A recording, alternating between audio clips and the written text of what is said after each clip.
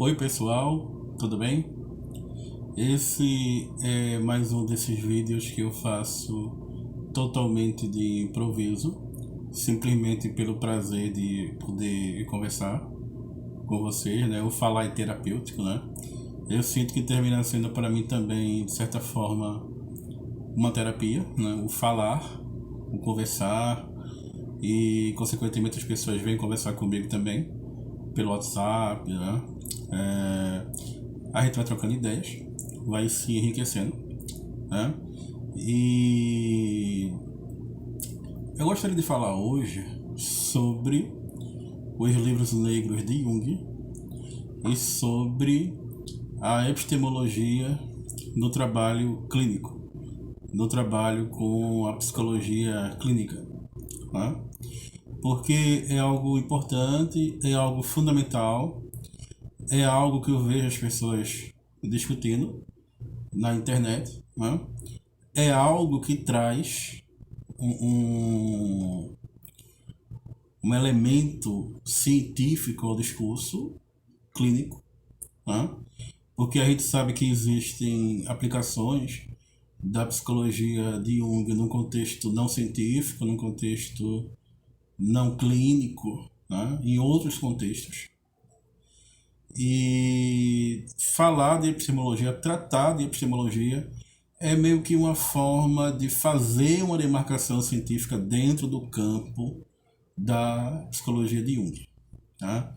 O que é algo muito importante, mas ao mesmo tempo não pode se converter também num fetiche, não pode se converter em algo que fundamenta a si mesmo e que se torna repetitivo. Tá? A razão humana, principalmente a razão dialética, né, possui uma característica de querer sempre prosseguir, né, em suas teses, em suas antíteses, em suas refutações, que geram novas sínteses, que são pontos de partida para novas teses, que vão gerar confrontações novamente, de onde vem antíteses, que vão gerar sínteses novas, ou seja, a razão possui uma predisposição para o discurso e para um tipo de discurso que pode ser interminável. Tá? Para um tipo de discurso, inclusive, que pode vir deslocado da experiência fenomenológica que sustenta o próprio discurso. Tá? Tudo isso a gente vai compreender melhor, tá? Creio que com este vídeo. Tá? Este vídeo ainda não é o mini curso que eu prometi sobre os livros negros, que eu devo lançar nos próximos dias. Tá? Mas é uma forma de propor, né, de colocar alguns pressupostos para o trabalho com os livros negros do Jung. Tá? Bom, lembrar que quando se fala de Jung, a gente está falando de um autor que possui pouquíssimos pressupostos. Tá? A gente não pode entrar na clínica de Jung cheio de pressuposto, cheio de prolepse, cheio de pré-noções. Né? Na verdade, a gente precisa abandonar tudo isso. Né? A gente precisa abandonar tantas regras, tantas técnicas, tantos protocolos. Né? A gente deve meio que esquecer tantos princípios. Né? Porque o próprio Jung vai falar, por exemplo, na prática da psicoterapia, e ele vai falar também na estrutura da alma, ele vai falar ah, em sua psicologia dos complexos também, né? E ele vai dizer que também quando ele vai falar sobre os sonhos, por exemplo, quando ele vai falar sobre os sonhos, ele vai dizer que não tem nenhuma teoria sobre os sonhos. Ele vai dizer que não pré-estrutura nada, que não. A natureza da psique, por exemplo, ele vai dizer: eu não tenho nenhum pressuposto para falar dos sonhos, a não ser um, que os sonhos possuem um sentido. Né? Isso quer dizer o quê? Isso quer dizer que quando a gente vai falar sobre imaginação ativa, quando a gente vai falar sobre os livros negros, a gente não vai falar uma série de pressupostos teóricos que a gente mesmo criou, ou que a gente criou a partir de Jung. Não, a gente vai partir de um pressuposto simples, de que os livros negros, o trabalho de fantasia criativa, de confronto com as imagens do inconsciente que o Jung exerce, com seu próprio trabalho pessoal, possui um sentido para ele, que esse sentido pode ser explicitado nas obras de Jung, nos textos que eu citei, nas passagens que eu citei e tantas outras dezenas e centenas de passagens da obra de Jung, né? Que é a epistemologia pessoal dele, é a cosmologia pessoal dele, que está ali sendo encenada diante dos nossos olhos, e que o conhecimento desse trabalho que o próprio Jung fez em relação a si mesmo, aquilo que ele próprio chama o seu experimento mais difícil, tá? Ou seja, o sofrimento do Jung, a alma de Jung, o sangue do Jung está ali, cada gota de sangue está ali em cada caractere da, dos livros vermelhos, dos livros negros, né? Ou seja, tudo aquilo que veio com bastante sofrimento, bastante intensidade e bastante alma, bastante profundidade, né? Que é a marca da psicologia clínica de Jung, né? Então, para não ficar tão abstrato, eu já dei o exemplo uma vez de que tanto o livro vermelho quanto os livros negros são como que uma espécie de erupção criativa que ocorre na alma do Jung. E que também é análogo à erupção criativa que ocorre na minha alma e que ocorre na tua alma e que ocorre na alma dos pacientes que você observa na clínica, tá? E que é como se nessa erupção o fogo vivo, a brasa, o calor, né, o magma que surge dessa erupção fosse jorrado em torno, né, de todo o território do vulcão e com o tempo fosse esfriando e fosse dando origem às rochas. A rocha magmática extrusiva, a rocha magmática intrusiva, né? As rochas metamórficas, né? As que surgem de transformações de outras rochas, e que ao final de uma série de transformações estão lá cristalizadas. E aí, muitas vezes, a discussão epistemológica é feita em cima dessas rochas, que seriam os equivalentes dos termos e conceitos, a persona, a sombra, o arquétipo, né? E se esquece que são apenas rochas solidificadas e frias, que já não mais têm contato com a explosão, embora sejam consequências dessa explosão, dessa erupção. O trabalho com a clínica não é um trabalho de discutir termos e conceitos, né? Embora muitos epistemólogos queiram definir termos e conceitos. O trabalho com a clínica é um trabalho experimental com a abertura da alma e da psique do paciente para algo, né, que ele possa compreender, que a gente compreende como sendo função transcendente, aquilo que leva, aquilo que nasce diretamente do choque, do confronto da consciência com o inconsciente. E que tende, quando assimilada pela consciência, a gerar uma transformação, ou seja, gerar uma nova atitude perante a vida, né? Uma nova forma de dirigir a consciência. A gente se perdeu um pouco nesses termos, né? Sem levar em consideração o momento em que esses termos surgem no experimento mais difícil do Jung, é se distanciar da epistemologia pessoal do Jung e, ao mesmo tempo, ter dificuldade de construir para si mesmo uma epistemologia pessoal, certo? Eu acredito que as leituras que se fazem sobre os livros negros no exato momento em que eu falo, ainda se encontram num período pré-paradigmático.